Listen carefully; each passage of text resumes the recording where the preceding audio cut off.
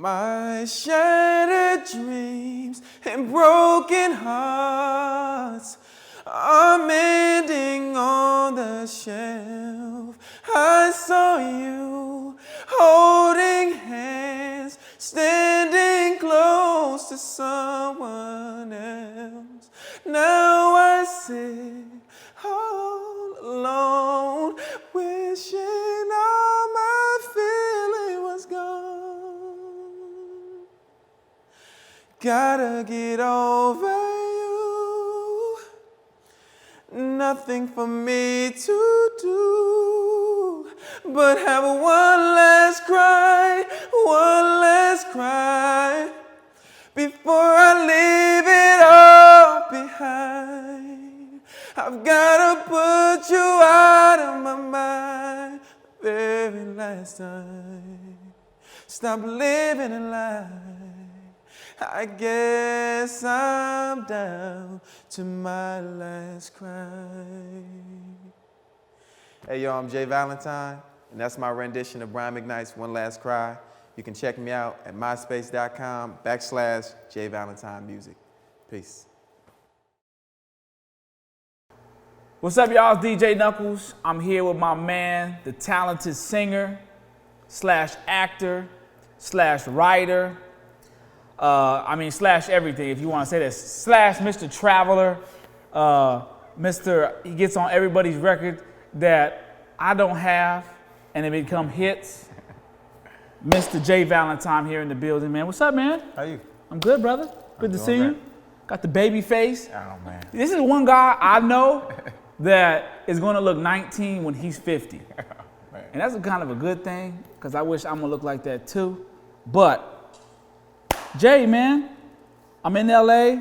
You in LA, you making big things happen. I see you writing a lot of records now. I see you producing a lot of records now. And you're working with a lot of people, Chris Brown, Tank. There's so many to name, but what made you, first of all, when you were let's start back in the beginning when you were young. What made you say, I'm going to be this actor, I'm going to be this writer, this singer, I want to do this. I don't want to be a doctor, I don't want to be a lawyer, I want to be a musician, I want to be an actor, I want to be a singer. What put that? Is your father, your family, something kind of? Definitely my family. But watching my older brother, he was already singing by the time he was, 5, 6 years old. So I'm watching him as a baby, just, watching him do his thing, watching him rehearse, and just seeing how fun it was. Like, I saw it from the excitement of it. You know what I mean? Like, I never really looked at it as work. I looked at it as like, yo, that's dope. You know what I mean? Like, and just seeing the reactions from people. Especially when you're a kid, you know what I mean? When you're a kid and you do certain things, and maybe you can sing a little bit, people really are like, oh my God, you know what I mean? So it's even more, it's just blown up even more. So from watching him, it made me just excited about it. Okay, so from there, that just put the pathway to say, listen, this is what I'm gonna do. Did you want to be a singer, a rapper, a writer? I mean, what was your main target? I wanted to sing.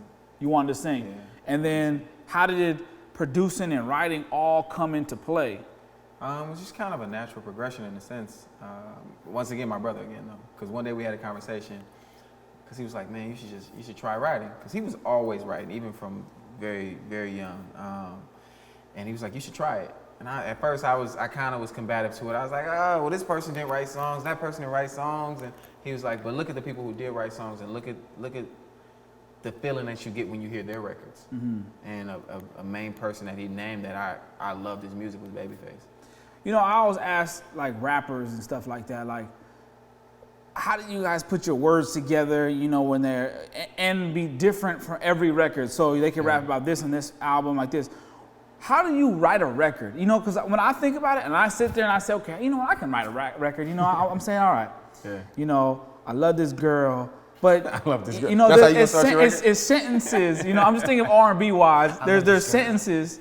How do you put that together that you make a hit? Because you wrote some very strong records. Give me like one of your biggest records that you wrote for somebody, and we can break that down. It would depend. Because funny what you consider biggest, because the biggest thing that I've been a part of was writing Celebrity for NSYNC. But The biggest record would have probably been my biggest worldwide record I did for an artist named Alicia Dixon, as an overseas artist. It was a huge record over there.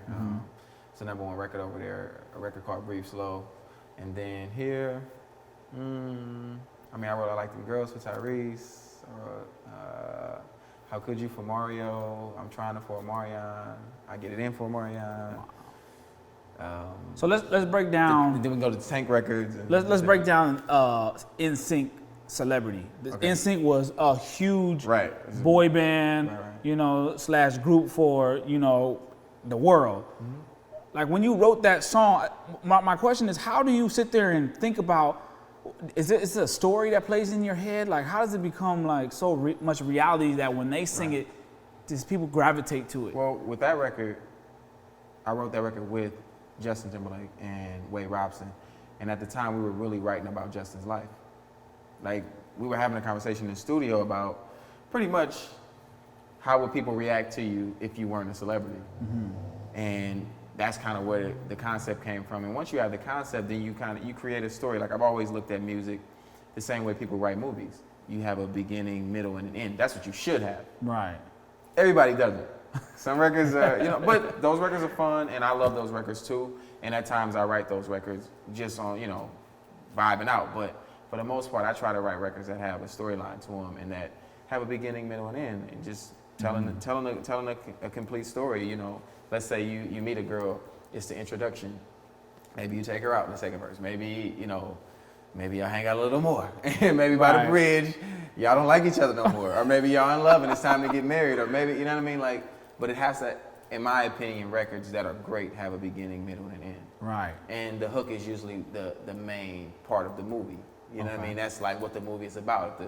If the movie is called Coming to America, that's what the basis of the movie is going to be about, coming to America. So you try to get back to that in a song. Like on the hook part, it's like wherever you went during the verse, at that hook, you got to make sure they know what that song is about and what that movie is about in a sense. I got you. Know what I mean? So, but now that you kind of surpassed the opening act in a way, and you've been doing, your own shows and your own tours, what is it that you love about being on stage? Like, as a DJ myself, I love when I can put that record on and they go crazy. And it gets to that certain part of the bridge and you bring that next record in and it keeps them up high. What is it about performing? Is it just a lot of women? Is it just everybody in general? What is it that just drives you like, this is what makes me... It's the reaction. It's the reaction because it's the reaction sometimes of doing a new song or being a new artist, period, where they don't know a record and by the first hook or maybe the second hook, they're singing along with you. They got their hands up more now. They're more receptive to what you're doing. They figured, okay, well, maybe he can sing a little bit. Because it's just a natural thing, I guess, when people see you, they always expect the words. They're like, man, we might have to boo somebody. And then, being able to change somebody's perception of what they thought they were going to see. Right. So, and it's a natural high. Like you can't do anything to duplicate the stage, like in performing. You can't. Like, they always talk about our business and the music business and where it's going. That's the one thing that will last forever. People, it's an event. It's an event. People want to see those songs sang for them in person. That's true. They want to sing along with you instead of just at the house singing along with you. They want to be looking at you and maybe you put the mic in the crowd and they can sing along. Like all those things is just the interaction. So you can't, it's no way to beat that. So as of right now, what does J Valentine got going on? Like as far as music, your writing, your acting, producing, what do you got going on? Right now I'm completely focused on the J Valentine project as far as musically. Of course I still do records for other artists. Just work with Chris Brown again for his next record. We just executive produced Tank's project. We have a production company called Song Dynasty. Doing a new LaToya Luckett album. We did Regret, which was a single with Ludacris. Right. And then we're also developing my nephew. It's like some Fresh Prince fun, young, clean cut, no tattoos. That's like, good. Good kid.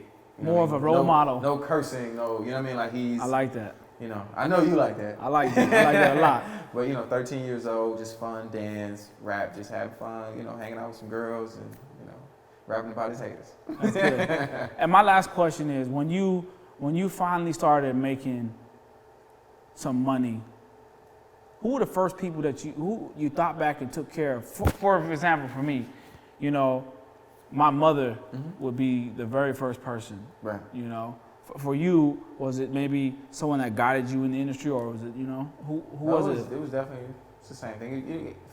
You try to, for me, it was, you know, going with my immediate family, like, you know, who needed different things and who I always just wanted to get things for.